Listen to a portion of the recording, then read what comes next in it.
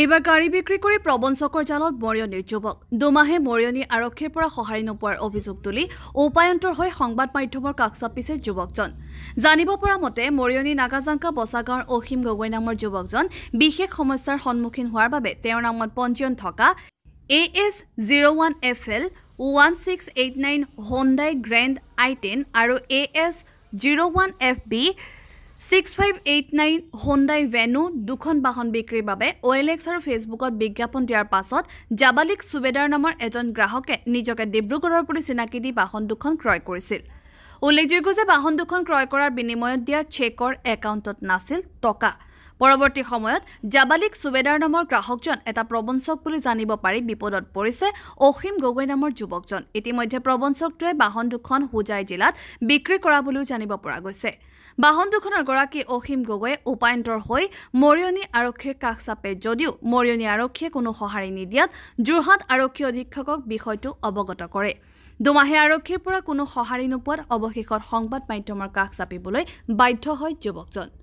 মৰিয়নিৰ পৰা সূৰ্য দাসৰ ৰিপৰ্ট এনি এক্সপ্ৰেছ। হয়, মোৰ দুখন গাড়ী আছিলে, এখন হুণ্ডাই ভেনিউ, এখন নিয়ছ। মোৰ অল প্ৰব্লেম এটাৰ কাৰণে, মোৰ নিজৰ আৰ্থিক ঘৰুৱা প্ৰব্লেম এটাৰ কাৰণে মই গাড়ী দুখন বিকিবলগীয়া হ'ল। বিকিবলগীয়া হোৱাত মই এডভাৰটাইজ দিছিলোঁ OLXত আৰু ফেচবুক মাৰ্কেট প্লেছত। তো গাড়ী দুখন এড দিয়াৰ পাছত এজন যুৱকে মোক ফোন কৰিলে, জাবালিক সুবেদাৰ নামৰ, ডিব্ৰুগড়ৰ পৰা। তেখেত ডিব্ৰুগড়ৰ পৰা ক'ল বুলি ক'লে, ডিব্ৰুগড়ৰ পৰা খবৰ কৰি মোক সুধিলে ঘৰ ক'ত কি কথা। মই ক'লোঁ মৰিয়নি তেনেকৈ। তেখেত আহিলে পাছদিনাখন, আহি পিনে গাড়ী দুখন চাই মেলি এখন গাড়ী সিদিনাখন নিয়াৰ সিদ্ধান্ত কৰিলে। নিয়ছখন আজি লৈ যাওঁ, তেখেতে ক'লে ৰিফাইনেন্স কৰি গাড়ী বিকো বুলি। নিয়ছখন ছেম ডেট লৈ গ'ল, এখন মোক চেক দি থৈ গ'ল, এখন ব্লেংক চেক দি থৈ গ'ল, আপুনি ফাইনেন্সত দিব বুলি। এমাউণ্ট তাত ভৰা নাই, মানে ফাইনেন্সত যিমানটো আছে সেইটো দিবলৈ কাৰণে এখন চেক দি থৈ গ'ল। টোটেল এমাউণ্টটো গম পোৱা নাযায়। তাৰপিছত আৰু এসপ্তাহৰ পিছত আকৌ এইখন গাড়ী নিবলৈ আহিলে তেখেত।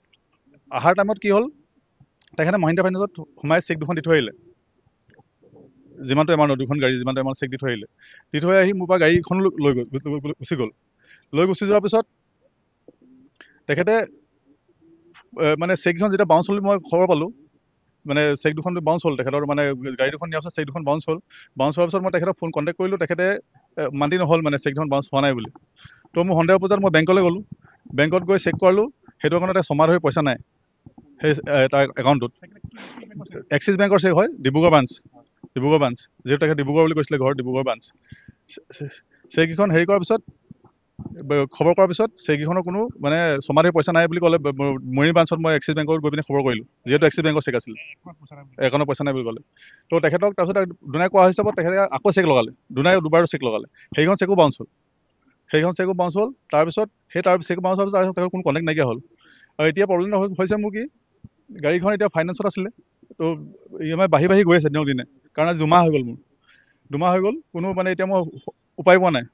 ফাইনেন্স ফালৰ পৰা মোৰ বহুত মানে প্ৰেছাৰ দিছে। হয়, সেইটো কাৰণে এতিয়া মই উপায়বিহীন হৈ আৰক্ষী কাষ চাপিবলগীয়া হ'ল। আৰক্ষী ওচৰত গ'লোঁ, আৰক্ষী কাষ চাপাৰ পিছতো মৰিয়নি থানা আৰক্ষী ওচৰলৈ গ'লোঁ, তেনেকুৱা কোনো মানে সহায় পোৱা নাই আৰক্ষীৰ পৰা। কথাখিনি কৰাৰ পিছত নোপোৱাৰ কাৰণে মই যোৰহাট SP অফিচলৈ গ'লোঁ, SP অফিচত গৈ দিলোঁ, SP অফিচৰ পৰা মৰিয়নিলৈ দিলে। তাৰপিছতো মোৰ কোনো মানে এনেকুৱা হেৰি পোৱা নাই। তো সেইকাৰণে আপোনাৰ নিউজ চেনেলৰ যোগেদি মই এইটোকে ক'ব বিচাৰিছোঁ, মাননীয় মুখ্যমন্ত্ৰীকো কৈছোঁ আৰু অসমৰ গোটেই ৰাইজক কৈছোঁ, এনেকুৱা মোৰ লগত যিটো হৈছে মানে বেলেগৰ নহওক, এই মানুহজনক চিনি ৰাখক আৰু লগতে মোক অলপ সহায় কৰে যেন, মানে ইয়াকে মই লৈ মানে আজি কথাই ক'বলগীয়া হয়। জাবালিক সুবেদাৰ তেখেতে আগতেও কৰিছে, মই খবৰ পাইছোঁ, ডিব্ৰুগড়ত কৰিছে, ধেমাজিত কৰিছে, আৰু আপোনাৰ আৰু মোৰ যিটো এগ্ৰিমেণ্টত যিটো দিছিলে, তেখেতে যোৰহাট থাকোঁ বুলি কৈছিলে মোক, মানে এগ্ৰিমেণ্টত যোৰহাটত বুলি লিখিছে, মানে যোৰহাট পুলিবৰ থাকোঁ বুলি কৈছে। তেখেতে তেওঁ বহুত প্ৰবঞ্চক কৰিছে, তেনেকৈ প্ৰবঞ্চকে হয়।